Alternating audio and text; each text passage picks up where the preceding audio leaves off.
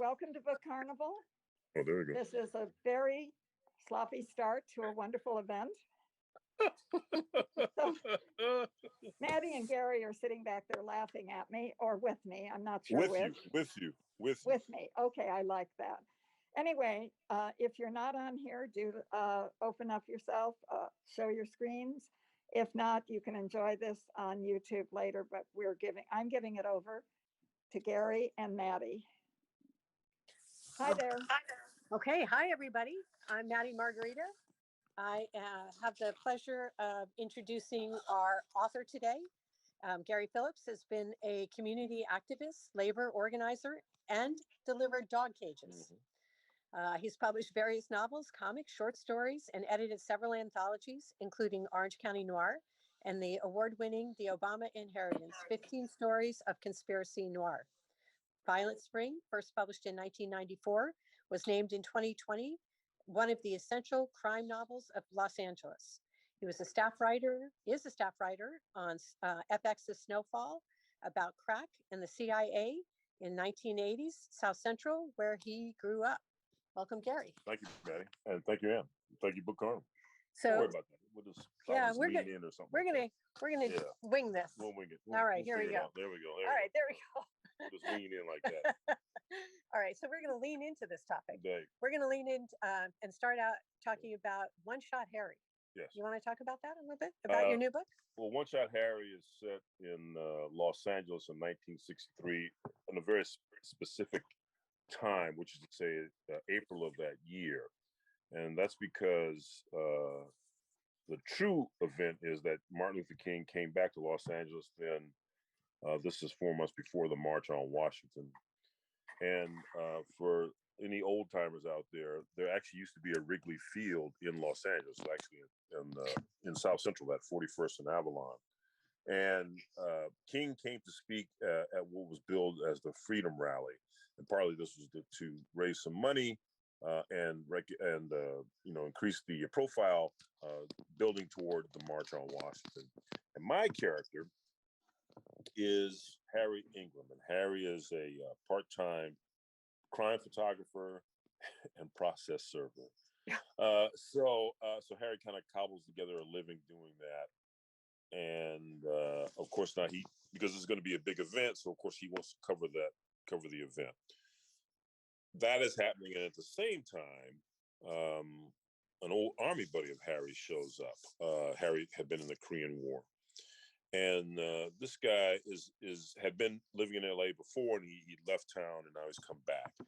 And soon after they reconnect, but then soon thereafter, his pal Ben Kinslow dies under mysterious circumstances, and this now propels us into the plot as Harry sets out to investigate: did Ben die by accident, or was Ben murdered? And if he was murdered, why? Okay. Well, interesting that you chose this time period to write about. And it seems like you're interested in the past. Your Snowfall, the TV show streaming show that you write for, was set in the 80s. Yes. One Shot Harry is set in the 60s. So I'm just working my way all the way back. We're waiting for the 40s, Gary. Exactly. So what is it about writing back as opposed to writing in contemporary times that intrigues you or inspires you? Well, I had written in contemporary times, fortunately. So there is that. I think one of the interesting aspects of writing about the past is, of course, as you mentioned, Matt, we're looking at the past from the perspective of the present. So, of course, that allows us to be revisionist to a certain extent, right? We know things now that we didn't know then. Though it's not like we learned anything from them, but be true. Right, yeah. But at least the idea that you can have that outlook as you sort of go into the story, but also not overburden the story with all this sort of look at us being clever as we examine the past kind of thing, because you want that story to exist and work set in the past. There's a few little Easter eggs that are planted in the story that we know that have some resonance now to the present. But generally speaking, the story is set when the story is set, and I want to put my characters through the paces of that time period. Right. So one of the things I enjoy about your reading, because I've read several of your books even before, and your short stories, is that the dialogue is authentic, feels authentic, the setting feels authentic, and it's spare and efficient. So there's not a lot of excess detail and whatever, but you still get the feel of where you are. So when you're writing, how do you do that? Do you write just the story that you want to write and then go through and say, okay, how can I get the feeling and the mood in the least amount of words, or is that how you write and how you think? That's a good question. I think I write. All right, here's the answer. Every day, not every day, but generally speaking, every day, I try to make my word count, right? And what is your word count? My word count is usually 12 to 1,500 words a day. And then I kind of, at that point, I'm maybe it happened quickly, right? A couple of hours, or maybe it took 5 or 6 hours. Either way, I'm pretty well done, right? And then I just got to go and do other things, and then because I'll be renewed for the next day. So make the word count. Keep going. I stop now and then, thinking about what I've written. I've made other additional notes because I usually work from an outline, but I usually deviate as well. And then once I start now think more about the story, think about passages in the story and scenes in the story, I go back. I may go all the way back and start to tinker and change and edit. And then, as you say, I try to, as much as possible, do two things. Hopefully have dialogue that sounds right to your ear, as well as then helps to propel the plot forward. Also that I guess three things. Also, I'm trying to give you a bit about character. I'm trying to illuminate a little bit about who these people are. And for instance, in Harry's case, as I mentioned, he's a Korean War vet. And he suffers from what was called then, I think it was called then, battle fatigue. I think even earlier, I think in World War II, they called it shell shock. Now we call it PTSD. Mm-hmm. But it certainly had a time period. So like I said, it's early 60s. You know, people are smoking a lot and drinking a lot. Not that they aren't now either, but you know, they were in the office smoking and drinking. So Harry doesn't really have a word or have the vocabulary to deal with this PTSD, this battle fatigue from the war, and an incident. There's a very specific incident that haunts Harry, and in fact is the incident that led him to put down the rifle and pick up the camera. So that's part of his character. That's part of what, and it's also part of what propels him forward.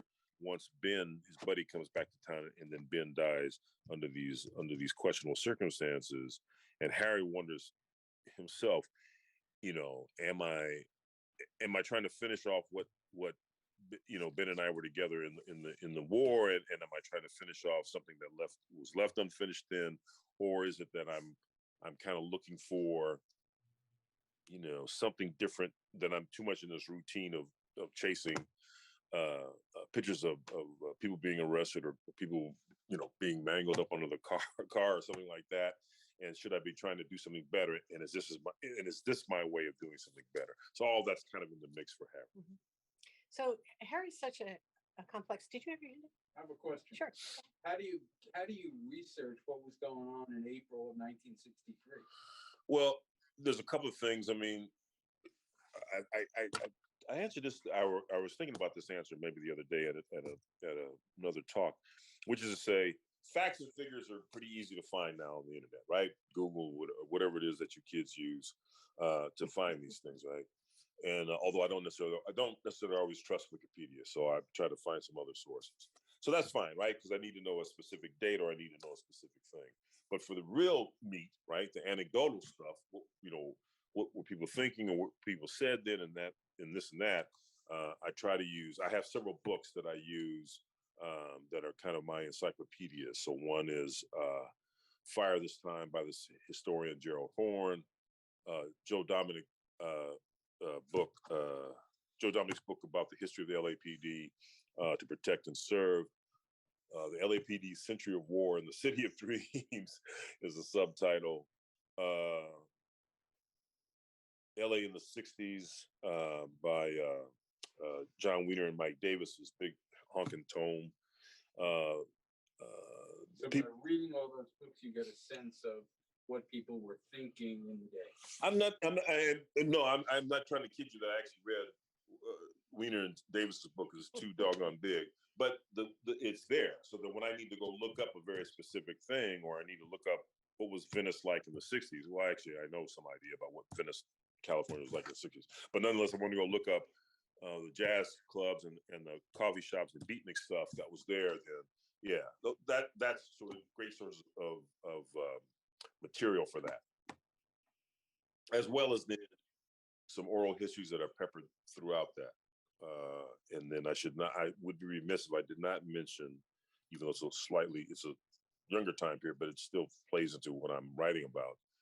Johnny Otis, who was a jazz musician, did this great oral history of Central Avenue upside your head. So that's always been a great source of just wonderful resource that I can call upon.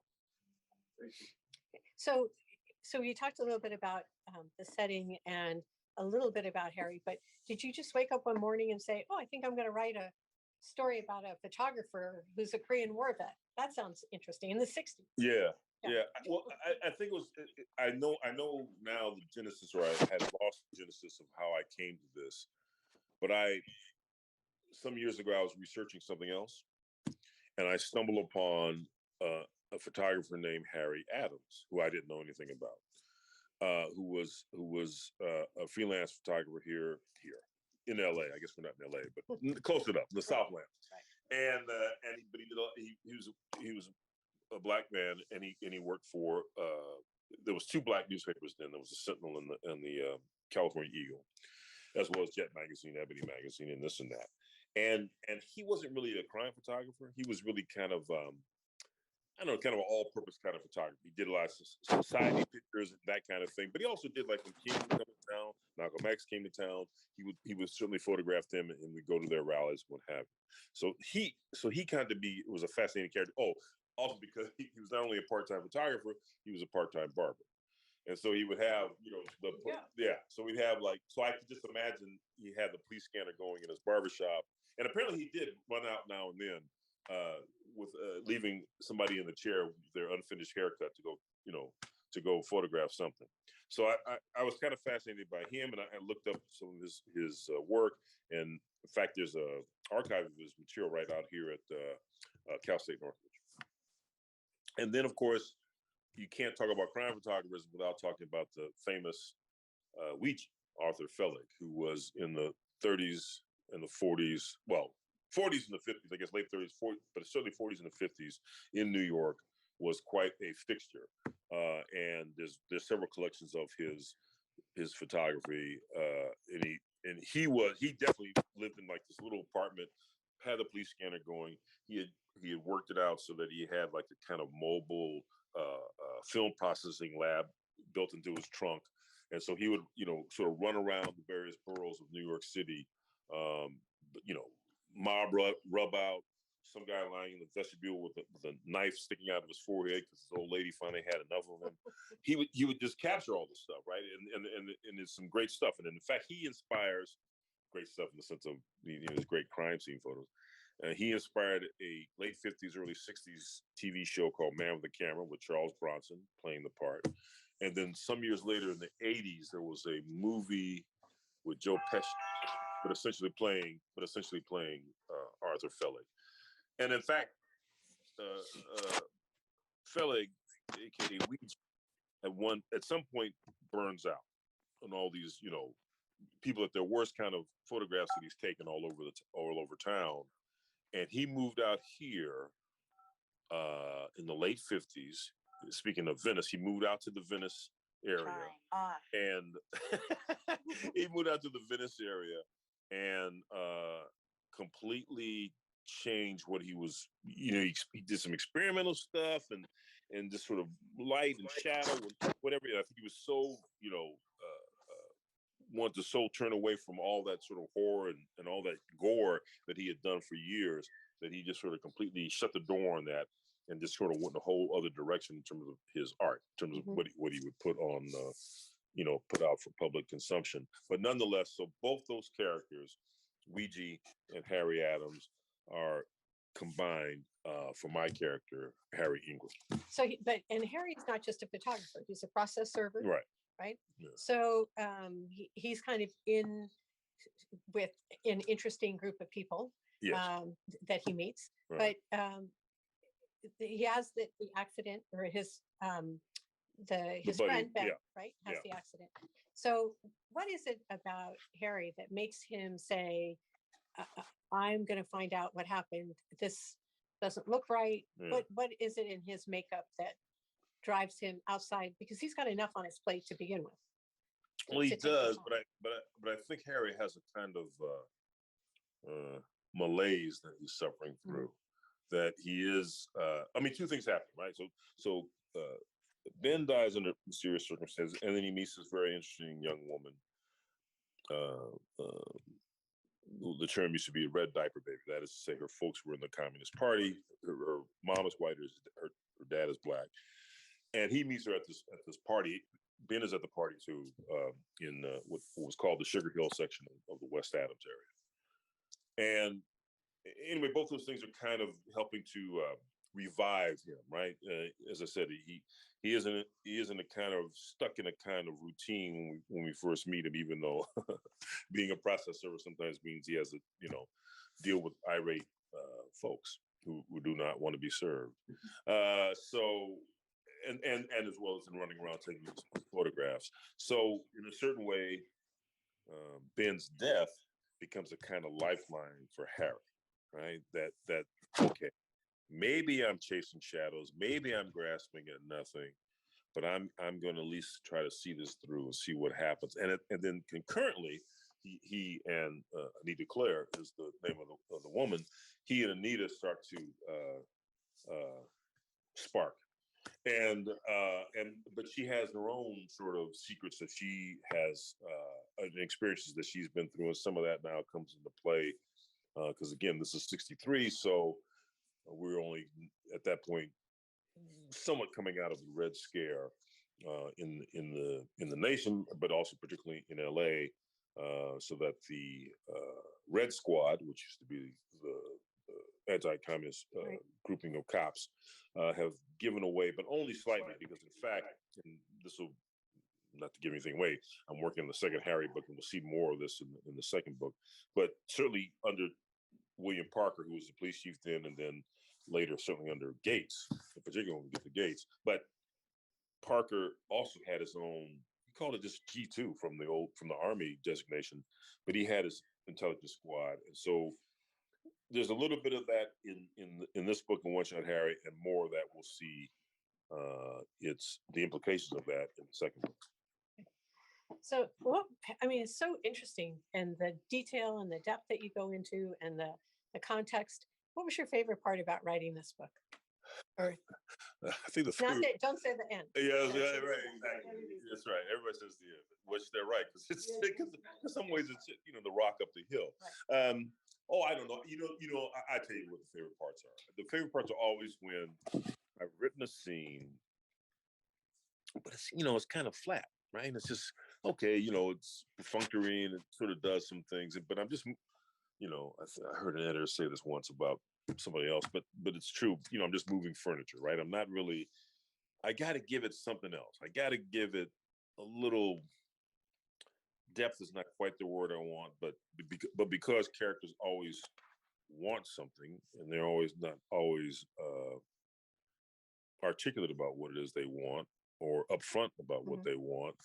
I find that the best scenes work once I've looked at the passages and the dialogue, and then I think for a second, well, wait, what is it that character B wants? What is it that character C wants? I know what Harry wants, but what if these other characters want something slightly different? And either Harry's an impediment to that, or maybe Harry's a way to get that, what they want.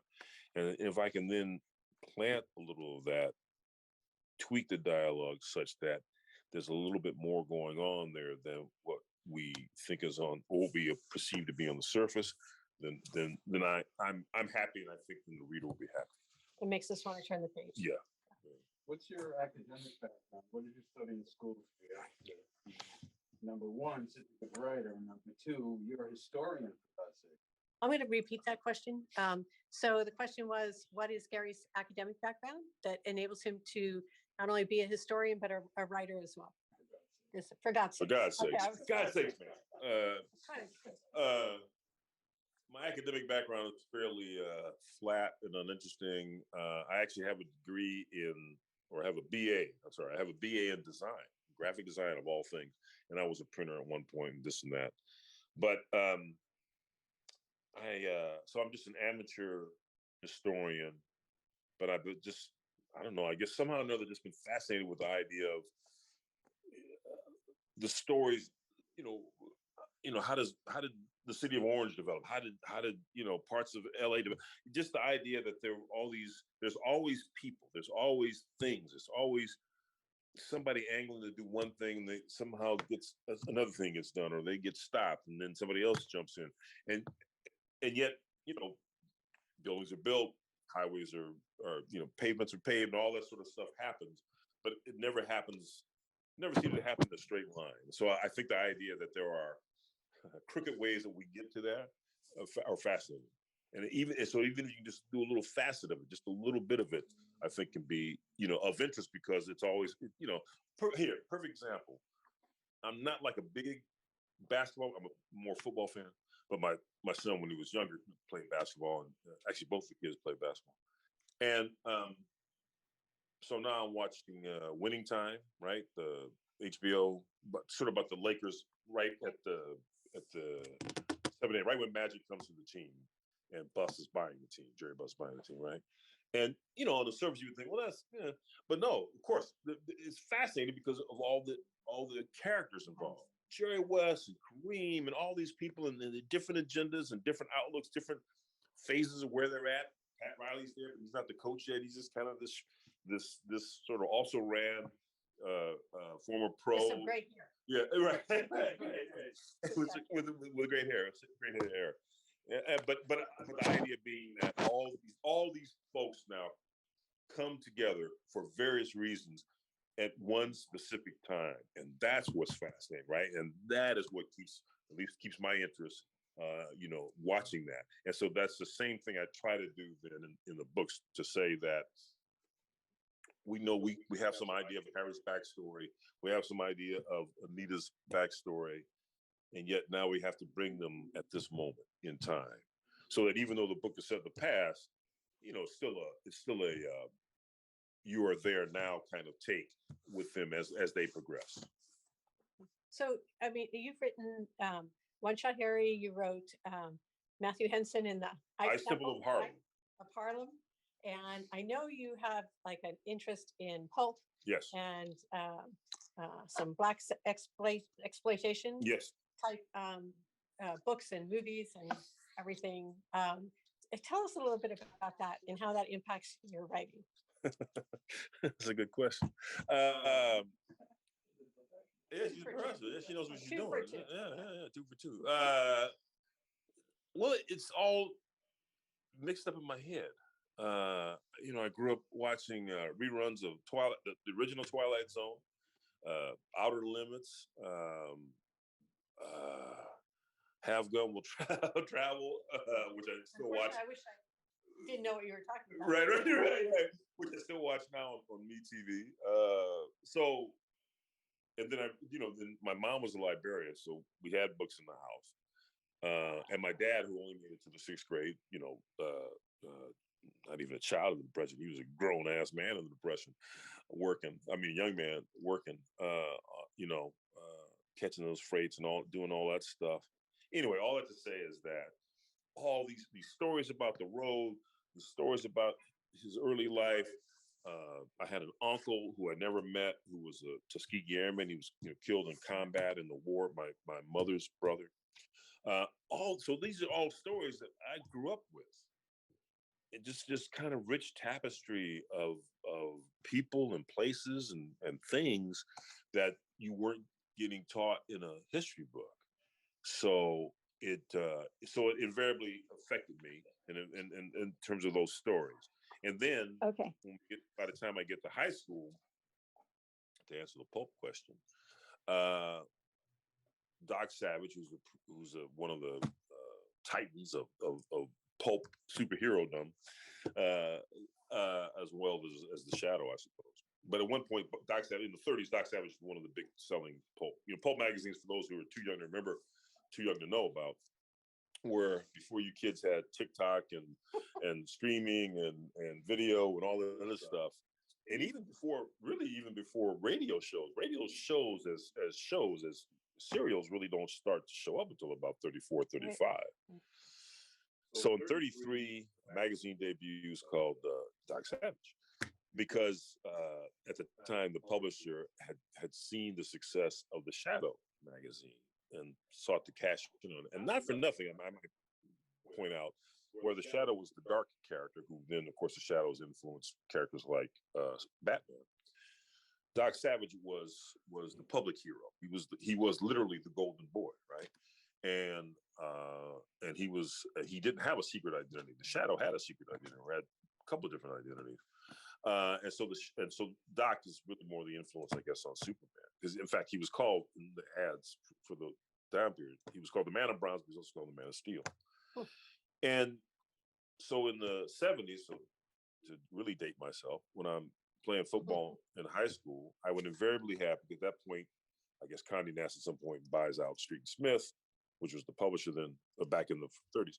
And they started reprinting the Doc Savage pulps in paperback size books. And they had these great covers by this illustrator who I think is still around, James Bauman. And the covers were just magnificent, just powerful imagery of Doc and very iconic. And it just caught my eye.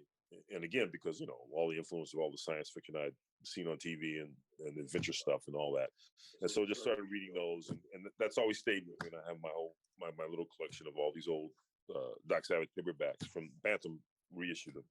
And so then it came to pass years down the line, there's now what they call new pulp, which I suppose in the old days would just been called fan fiction. But because of print on demand and just the technology has caught up where you could, print small runs of these, of whatever it is that you were writing. There are several publishers now. I guess there are somewhat hybrid publishers who are using print on demand as well as some of the stuff they print. I mean, the Matthew Henson book was done by a small press, but they, printed it offset. But they do what they call new pulp. Some of that stuff is because some of these characters have fallen in the public domain, and they write new adventures of these characters, but set in that time period. Or in some cases, the Shadow of Doc Savage being good examples. Sometimes there are some publishers who have licensed the rights to the characters and have done then new stories with these characters, or then gone out and invented their own characters. Or in my case, since I didn't have the license rights to Doc Savage or the Shadow, I thought, well, I could take a public figure like Matthew Henson and I'll reimagine them in that mold, in the Doc Savage sort of Indiana Jones way. I think one of the interesting things about pulp is how well it translates into streaming. Because you take a look in comic books and some of those things, because the basic part of that is story. Yes. And it's character driven. Right. So you have like Luke Cage, right. One of my favorites, yeah. And you also see Jessica Jones and all those different anti-heroes. Right. I guess they're coming out of, and that's another thing. Comics and pulp had not necessarily heroes; they had a lot of also anti-heroes. Well, and the Shadow was certainly an anti-hero, right? And it's very, again, it is that trope where the Shadow is dark and sinister, and it's very much an anti-hero and very much kills sort of at will. Whereas Doc is the public figure.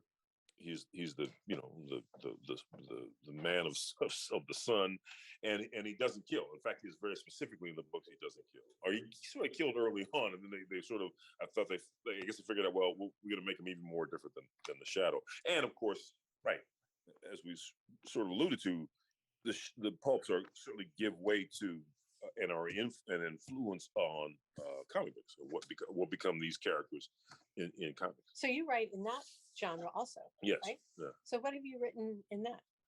Well, I've done mostly crime comics, which, wow, what a surprise, right?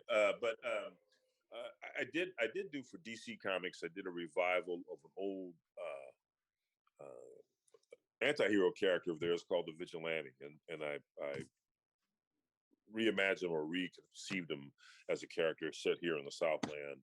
And then I'm working on something for Comixology, which is the online comics. They turn a lot of the DC and Marvel comics into online comics, or I guess the Kindle for comics. I guess that's that's a better way to describe it, as ebooks, which is different, right? Because you have panels, so there's a little bit of a technological rigmarole to have to go through. But Comixology also does Comixology originals, so they do some original online comics, which then are reprinted in graphic novel form. So I'm working on a character for them, but it's a character of mine, Martha Cheney, who started in the books and prose, and I'm transferring her to comics. Wow. I don't know. You guys can jump in anytime, but I'm fascinated by this, and the fact. So you'd say One Shot Harry would be noir, right? Yes. Right. Okay.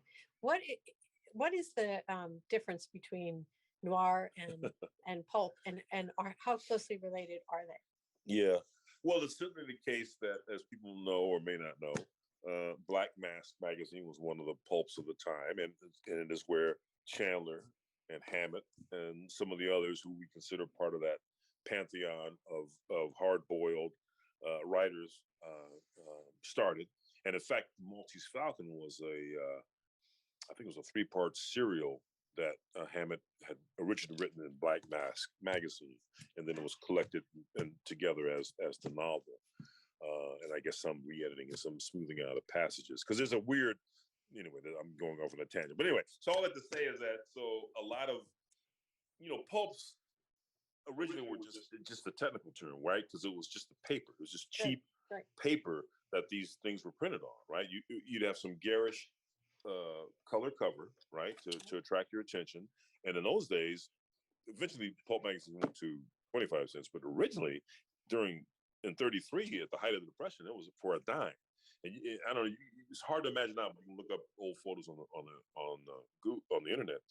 But you go to this newsstand, right? Be on the corner wherever your newsstand was near you, and there's be this massive, array of sports and science fiction and adventure and westerns and all kinds of pulps, right?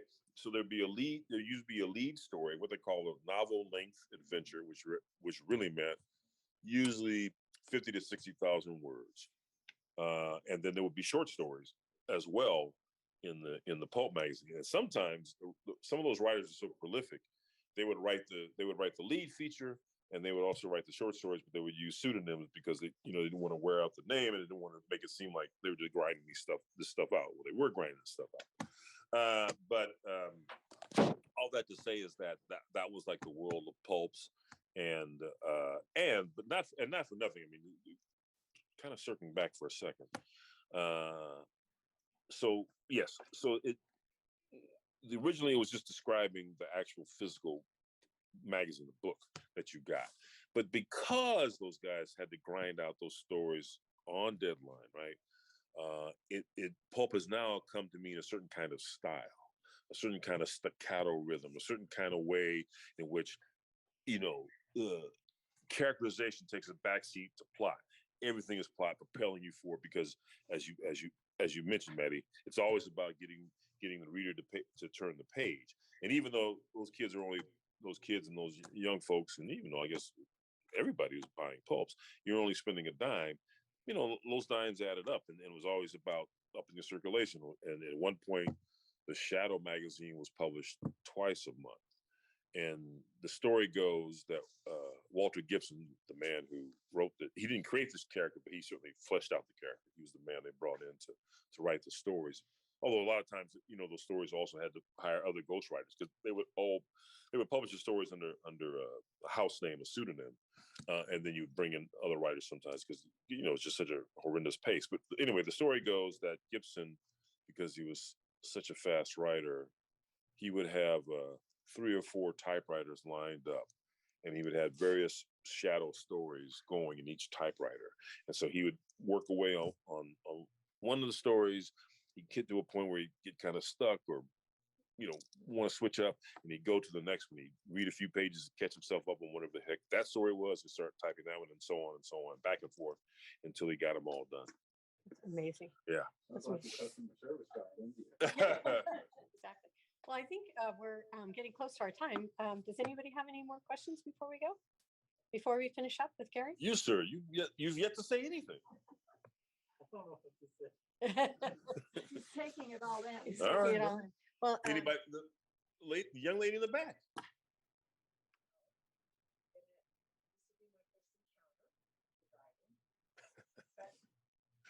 Tell me 2 things that you really like about your character, maybe one that you don't like.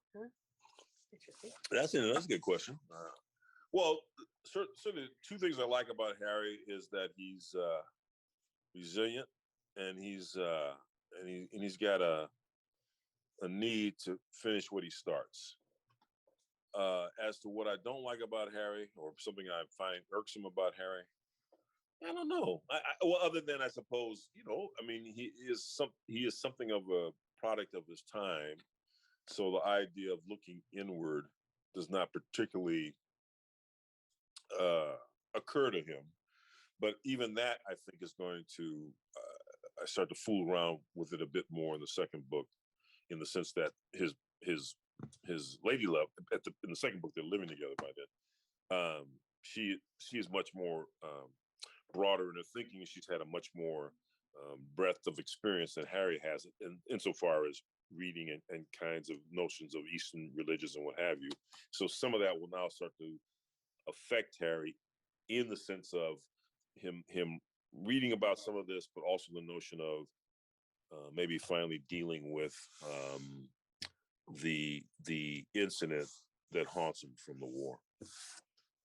Okay. One thing I will say, if it wasn't mentioned before, is the cover. I love the cover. Okay, so I don't know if you guys can hear Anne, but one of the things that she was saying is one of the things that she particularly loves is the cover of the book. Yeah, by this wonderful illustrator, Faye Dalton. And One Shot Harry, for a crime novel, as a photographer, I was mentioning earlier to Gary, it doesn't get better than that. And that's a speed graphic, which is what Harry inherited from the war.